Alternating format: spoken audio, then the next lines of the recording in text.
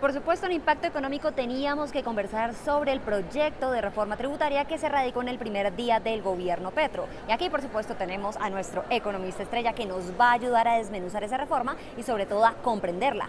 Mauricio, empecemos conversando sobre el monto. ¿Qué se había dicho antes? ¿Qué se dice ahora? ¿Cómo va la cosa? Pues vean, analizar esta reforma toma un poquitico de tiempo y por eso yo me traje aquí unas imágenes que vamos a revisar entre todos. El recaudo adicional que está planteando la nueva reforma es de 25 billones de pesos. ¿Por qué es importante esta cifra? Porque ustedes se acordarán que la propuesta original de Gustavo Petro era de alcanzar 50 billones de pesos con una nueva reforma tributaria. Eso quiere decir, se reduce el monto, se reduce la capacidad de financiar nuevos proyectos, eso hay que tenerlo presente para el futuro político del país, y también se reduce la magnitud en la cual se va a poder hacer ajuste fiscal, 25 billones de pesos.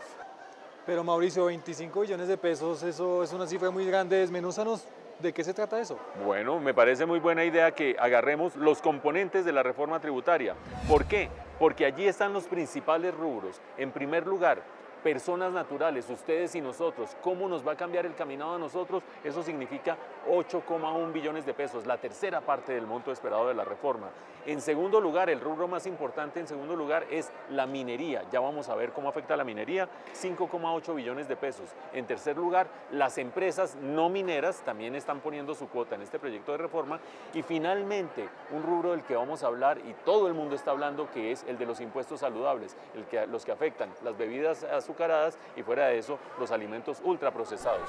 Yo sí te pediría, Mauricio, que empezáramos con las personas porque uno tiene que saber cómo es que lo va a afectar y sobre todo en ese impuesto que siempre escuchamos que es el impuesto de renta. ¿Cómo vamos ahí? Pues hay que arrancar por decir algo, el gobierno se cuidó mucho de no afectarle el bolsillo a una inmensa cantidad de gente. El 98% de los colombianos no van a tener ninguna afectación en cuanto a su ingreso. Ahora hablamos de otros impuestos. ¿Por qué? Porque esto se concentra en los ingresos mayores de 10 millones de pesos al mes y es una fracción muy reducida de los colombianos la que gana esa suma. ¿Qué termina sucediendo? Se unifican todos los ingresos en uno solo, el salarial, el que viene de las pensiones, el que puede venir de una ganancia ocasional, de dividendos, todos se unifican y a partir de 10 millones mensuales se empiezan a reducir las posibilidades de hacer exenciones, deducciones, una serie de cosas que existen hoy para bajar el monto gravable.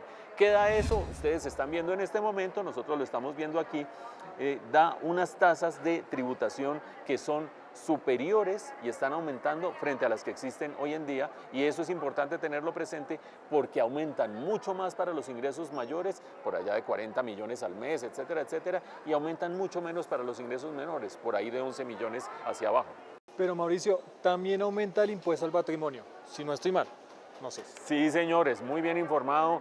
Pipe se preparó para venir a este programa y eso quiere decir que no solamente a las personas naturales se les va a gravar más, a los de mayores ingresos el ingreso, sino también a los de altos patrimonios el patrimonio. En concreto, para los que tengan más de 3.000 millones de patrimonio netos, es decir, sacando un valor que corresponde a la vivienda donde habitan en ese momento, va a haber un 0,5% de tasa de impuesto al patrimonio cada año, todos los años. Pilas con eso si este proyecto sale adelante. Y los que tienen un patrimonio por encima de 5.000 millones de pesos, la tasa es de 1% cada año, todos los años de impuesto al patrimonio. Bueno, ahí tenemos entonces como el resumen de las personas en renta y patrimonio. Pero también Colombia, hay que decirlo, es un país rico en activos como petróleo, carbón y oro. Mauricio, ¿qué va a pasar con la minería en nuestro país? La minería pone una tajada importante de esta reforma tributaria y la pone por dos caminos. Hasta el día de hoy, las regalías, lo que pagan las empresas mineras en regalías, se podía deducir a la hora de declarar renta. Ahora no, ahora hay que pagar regalías por un lado o habría que pagar regalías por un lado, impuestos por otro lado. Pero fuera de eso, tanto el petróleo como el oro, como el carbón, son productos que si en el mercado internacional pasan de un cierto piso, empezarían a pagar 10% del valor exportado como impuesto al gobierno central.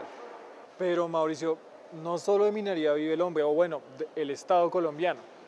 El sector no minero, ¿cómo es ese tema? Hay empresas que no son mineras y que también ponen su cuota. Vean aquí, pónganme atención, 5,6 billones a cargo de las empresas. ¿Por qué? porque se eliminan tratos preferenciales y se restringen muchísimo la posibilidad de tener deducciones, descuentos, todas esas gabelas que permiten bajar la renta, el impuesto de renta de las empresas, se eliminan. Pero además suceden dos cosas: las empresas que hoy están en zonas francas y no están exportando tendrían que empezar a exportar. De lo contrario, perderían ese tratamiento preferencial que hoy tienen las zonas francas frente al impuesto de renta general que se paga en la economía. Y algo más, sector financiero que viene con una sobretasa de renta del 3%, lo seguiría manteniendo de manera permanente. Bueno, esto es también muy importante que lo tengamos sobre el radar. Y adicionalmente, Mauricio, ¿qué va a pasar con estas bebidas azucaradas? Que bueno, acá las estamos disfrutando, pero ¿qué va a pasar económicamente con eso? Aprovechen mientras puedan, porque las bebidas azucaradas, como ustedes están viendo acá, van a tener un impuesto, dependiendo del contenido de azúcar que tenga, un impuesto de 18 pesos por cada 100 mililitros o de 35 pesos por cada 100 mililitros, dependiendo de qué tanta azúcar contengan. Eso abarcará jugos, energizantes, gaseosas, etcétera, pero también alimentos ultraprocesados, como son las salchichas, como son los snacks, como son los ponquecitos de paquete. Todo eso también tendría un impuesto que sería el 10% del valor final al consumidor. Tenemos muchas aristas: personas naturales, renta, patrimonio, empresas, minería. Hay mucha información.